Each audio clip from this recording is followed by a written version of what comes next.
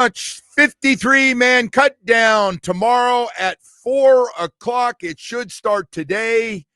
May have a little trade or two. We'll jump into it right now with Omar Kelly, Miami Herald Dolphins columnist. Omar, good morning. How you doing? Good morning, Joe. Heard you offering people crappy Hurricanes tickets. Oh, bro. See, that's messed up. That's so wrong. Hey, by the way, there ain't no crappy Hurricane tickets when it comes to the Gator and Canes. At least those prices aren't, no matter where you're sitting. Yeah, Notre Dame. Yeah, Notre Dame and the Canes, man. But you're the ticket master, Joe. If anybody's supposed to have the hookup, it's you. I do. I got to pay for them, and so do you if you ever need them. I can get them, and then I'll pay. You can get them, and you have to pay what I got to pay. And I'm not trying to make a profit. I'm a good man. Hey, Omar, we got all kinds of stuff to get to. Where's going to be the biggest surprise? A guy you're not feeling good about that might have been around for a while, and people might know who the name is. For me, it's Derek McClendon, who I think is probably my favorite player to watch during training camp. He's been a productive pass rusher in practice, in the games. I just don't know where he fits on this 53-man roster. There are guys like Cameron Good and Grayson Murphy that give you a little bit more on special teams. You cannot ignore that unit.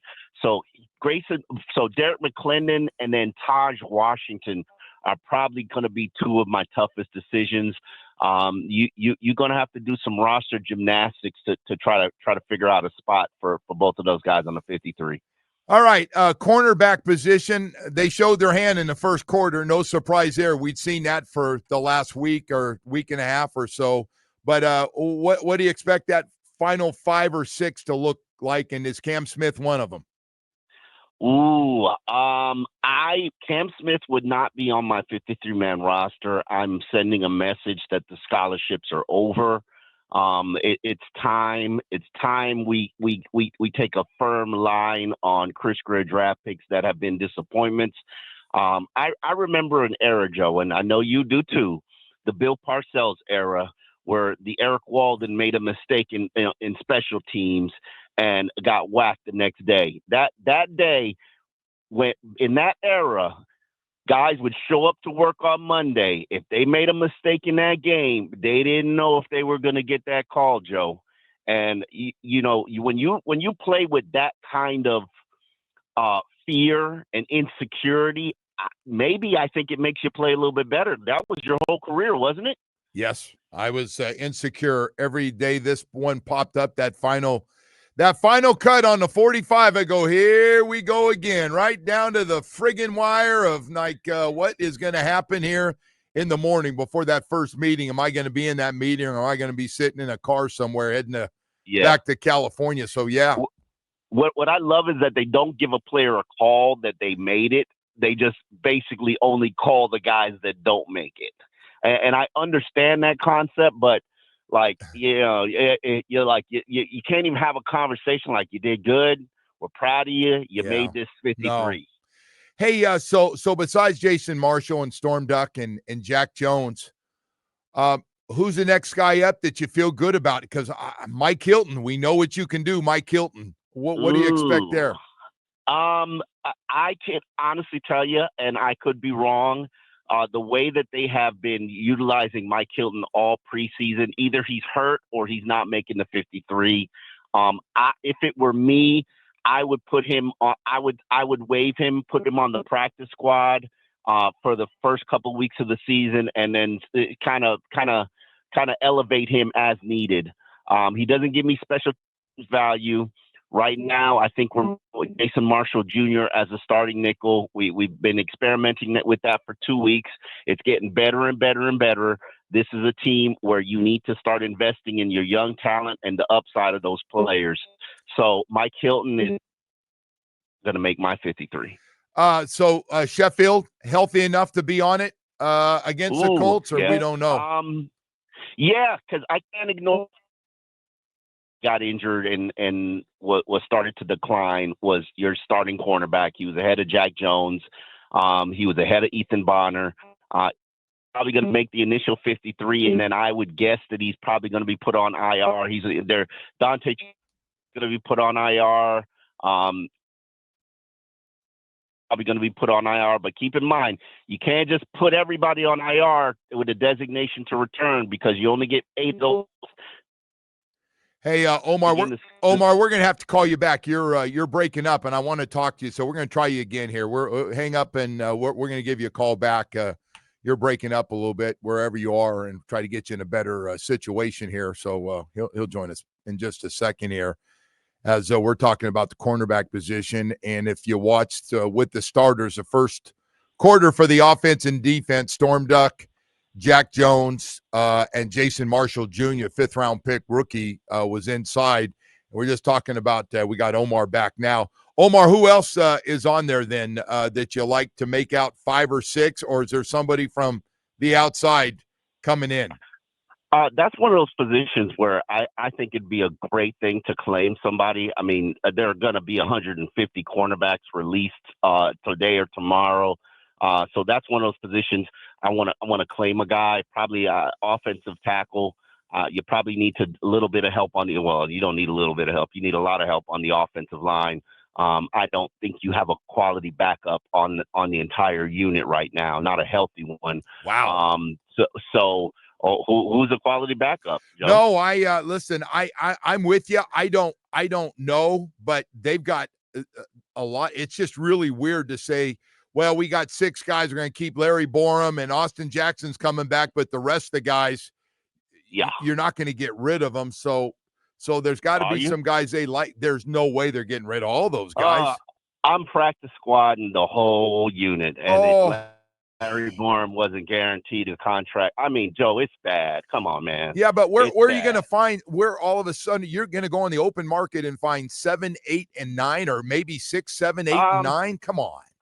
I think Kendall Lamb is going to be released from the Eagles. He's battling to his way back from a back injury. I don't think that he's healthy. But I know that he's a better left tackle, not healthy, than what we've seen so far. Keon Smith probably would make my practice squad. I think there's promise there, but the coming back from the knee injury, you can tell he's not 100%. I don't know if I want to pull the plug on that investment, but I'm sorry, Joe. And I wrote a column about this after the game. When Tua gets sacked 2 of 3 drives, Joe, come on, man. Like, and these are your starters. Come on, man. Like, you knew, because at the end of the year, your press conference, you basically apologized to all of the media and the fan base for the crappy offensive line you put together. And then you said, we got to do better. We got to get younger. We got to restock this talent base. And Larry Borum is your first signing? Larry Borum, who gets run out of town by the worst offensive line in the NFL?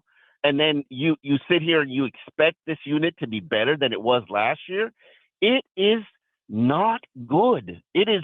People are so worried about the cornerbacks because they have unproven names. I wish the offensive line had talent like the cornerbacks did, because then I'd at least have some options. There are no options as backups on this roster right now. Yeah. Liam Eichenberg, who everybody wanted to run out of town, is going to come and be our savior as a 6th offensive lineman. Yeah, whenever he comes back, which, by the way, we haven't seen him since he signed that contract. Hey, so let me ask you, are we going to keep Zeke Biggers, their third guy they drafted, 7th-round pick out Georgia Tech, and Matt Dickerson both? Oh, no, not Matt Dick. I don't think Matt Dickerson makes the 53. Zeke Biggers definitely makes the 53. Matt Dickerson is probably one of those guys where you'd love to keep him on your 53. You might keep him there initially for the first day, and then when you start to sign some veterans or claim some waiver wire guys, he's probably the first guy off. He's a vested veteran, so no matter what, you'll have an opportunity to sign him. It's not like somebody gets to claim him. So keep that in mind. I think the guys that they'll worry about releasing are the guys that people can claim. Matt Dickerson is not one of them.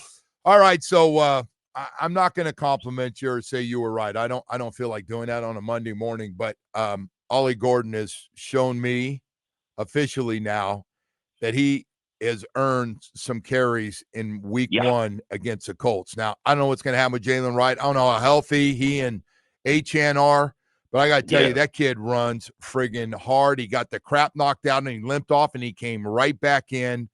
And what a block on a blitz, had a great block to free up a pass that they're able to complete a pass for a first down. Like, at some point, no matter how we feel, Ollie Gordon, if there's ever been a rookie that's earned it, he's on that program. Oh, no doubt about it. The one thing that does stand out to me after the game, when we're talking to Tua and you're talking to Mike McDaniel, they basically hinted at the amount of assignments that he missed and the things that he didn't know. So, I would estimate that he probably knows about 30% of what he needs to know now, which is the norm for a rookie. But it's a running back. Especially if he's going to be the number 2, you simplify things, you get into a game plan. The best thing about it is he's shown that he can pass protect. He's shown that he's got hands. I really like him based on what I've seen in games. I can't even tell you that he's killed it in practice because he hasn't. But games he's done quite well. He gives you that power that you're missing from this team. And now, does that mean that they don't need to address running back? I would be shocked if Jalen Wright doesn't begin the year on the IR. He looks like he's got to. Yeah, they said they got to explore whether or not he's going to undergo a procedure. That procedure is called surgery, Joe. Yeah, that's not good. I got you. Those things take like a month. So when you put a player on IR, you got 4 weeks where he has to sit it out, and so that's probably the route that they're going to go. But that means that they need some practice squad. They need some running backs, whether they be practice squad guys or other guys making the 53. I wouldn't be surprised if they go out and they signed a Jeff Wilson who already knows the offense. I don't think Jeff Wilson's been impressive in San Francisco, but you've got a guy who immediately knows your offense, and that's important. Yeah, I agree with you. We need a 4th running back now with so many guys banged up. I was going to ask you how they felt about Mike Boone and Shamklin as well, but you don't seem to think that those guys are going to be in the mix. I don't know. Maybe one on the practice squad. I mean, keep in mind the practice squads. You could. I think it's 4 veterans that have vested experience. You could stash them there. And obviously you have to have a competitive offer because like you tried to put Chris Brooks on the practice squad. What was it, a year ago, and he signed a better deal with greater opportunity in Green Bay. So it's not a one-way street. But Steve Ross has never, been shy about offering money, and if it comes down to money, I don't think that's going to be an issue for the Dolphins. It probably comes down to more of opportunity. Yeah. So overall, I try not to read into that game. I know Jacksonville had a lot of 1s and 2s that did not play. Yeah. And so I tried not to get too involved. But I got to tell you what a nice teaser it was to see defensively some of the things potentially they could be doing, man, when you saw those guys out there. And it was great, by the way, seeing Jalen Phillips out there with Bradley Chubb and also Chop. And you're like, oh, boy, all the different things. I know Jordan Brooks was out and Kenneth Grant were out. But, boy, it could be a fun defense to watch with that front 7. Oh, yeah. I think that was the first time I ever saw that Anthony Weaver plans to utilize them in waves. The interior defensive linemen along with the pass rushers, they were in waves, Joe, and maybe even the cornerbacks in waves. So this is not going to be everybody, you're a starter, you go out there and you play 900, 1,000 snaps. This is going to be a situation where it seems like they're going to try to keep everybody fresh and playing specific roles. So. Yeah.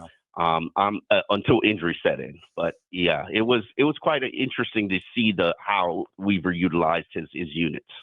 All right, hey, thank you, Omar. I know you got a busy day today and tomorrow, trying to figure out what's going to happen and what might be coming into town and what might be going out and everything else. So thank you so much. I appreciate it. Yeah, hopefully we got some trades. Trader Greer, that's the one thing he's actually good at in his job. So hopefully we can execute some trades. Well, you trust him to get those offensive linemen, or you want him to stay away and let somebody else do that for him, or what? Oh my God, yeah, no, that there's a blind spot in his life. It's offensive linemen. He can't judge people over 300 pounds on offense. All right. You're done. You're done taking shots. That's it, Omar. Thank you, man. I appreciate you coming on. All right. All right, talk to you later. All right, man. Take care.